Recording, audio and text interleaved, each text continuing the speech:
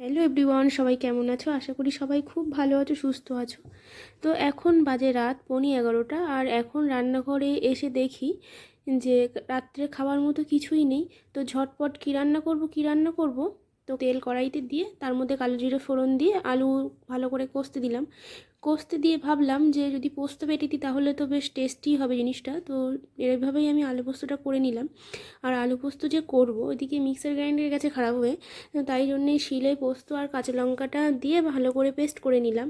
আর এত রাতে রান্না করতে আসার কারণ, মেয়েকে পড়াচ্ছিলাম, পড়াতে পড়াতে এত রাত হয়ে গেল। তারপরে রান্নাঘরে এসে দেখি কিচ্ছুই নেই খাওয়ার মতো।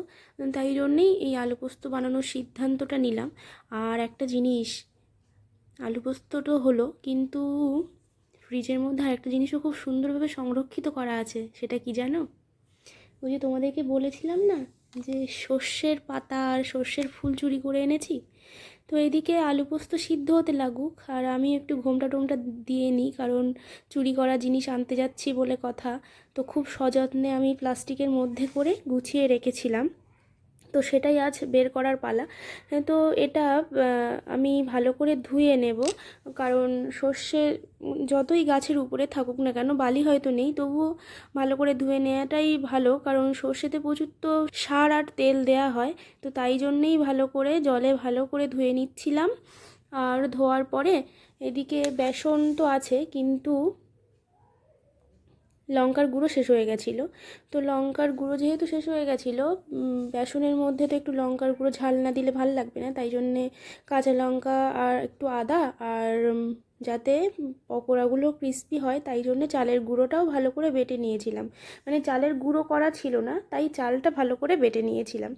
আর ওই যে আদা বাটা, লঙ্কা বাটা আর চালের যে গুঁড়োটা করেছি আমি, সেটা ভালো করে একসাথে মিশিয়ে নিয়েছি, আর তার মধ্যে বেসন দিয়ে ভালো করে একসাথে ব্যাটার বানিয়ে নিয়েছি। এদিকে সর্ষের ডগাগুলো ভালো করে কেটে নিয়েছি, আর নিয়েছি বেগুনের কিছু টুকরো করে। তো চলো বেগুনিটা করি। এইদিকে আমি এত হিসেবে ব্যাটারের মধ্যে জল কম দিয়ে ফেলেছিলাম, কারণ জলটাও তো যে কেনা। তো যাই হোক, চুরি করা জিনিস আর কেনা জিনিস সব কিছু মিলিয়েই আজকে পকোড়া আর বড়া ভাজা হবে।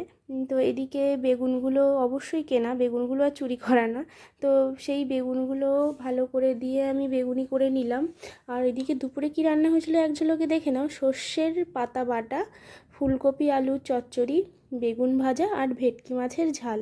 তো সর্ষের পাতা বাটার রেসিপিটা আর তোমাদেরকে দেখালাম না, কারণ সব রেসিপি যদি আমার চ্যানেল থেকে তোমরা শিখে নাও তাহলে অন্য চ্যানেলগুলো তো কষ্ট পাবে। তাই জন্যে আর সর্ষের পাতার রেসিপিটা শেয়ার করলাম না। আর ছিল সাদা ভাত, থানকুনি পাতা বাটা আর অবশ্যই চাটনি।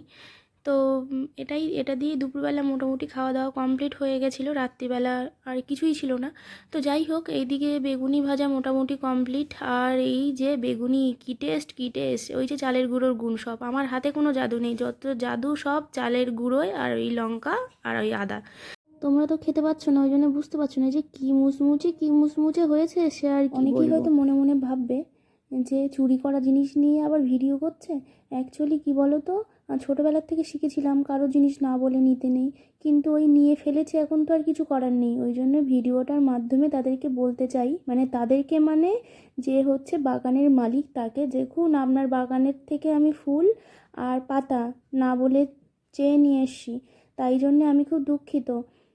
আর আরেকটা কারণ হচ্ছে, আমি আবার একা একা কিছু খেতে পারি না, আমি আবার ভাগযোগ করেই খাই। তো আগের দিন আমার সাথে যে সহচরেরা ছিল, সহচর না কিন্তু সহচর, তো একা একা খেতে কেমন লাগে না, তাই তাদের সাথে শেয়ার করার জন্যই এই ভিডিওটা বানানো। তো তোমরা এই ভিডিওর মাধ্যমে একটা একটা করে পকোড়া আর বেগুনি তুলে নিয়ে খাও, আর আমিও মোটামুটি রান্নাবান্না কমপ্লিট করি। আর পকোড়াগুলো কিন্তু সত্যি খুব টেস্টি। আবারও বলতে ইচ্ছা করছে, জয় চোরের জয়, জয় সর্ষে ফুলের জয়, জয় বেগুনির জয়। তো বেগুনিটা কেনাই ছিল। এখন তোমরা সবাই একটা একটা করে নিয়ে নাও, এবার আমরা খাওয়া দাওয়া শুরু করব। রাত্রে অনেক রাত হয়ে গেছে, রাত্রিবেলা খাওয়া দাওয়া করতে হবে। তো যাই হোক, আজকের মতো ভিডিওটা এই পর্যন্ত। আর আজকের ভিডিও দেখে তোমরাও পারলে একটু সর্ষের ফুল আর পাতা চুরি করে এনে বাড়ি পকোড়া করে খাও। তো এটাই হচ্ছে সমাজের প্রতি আমার দেয়া বার্তা আজকের মতো।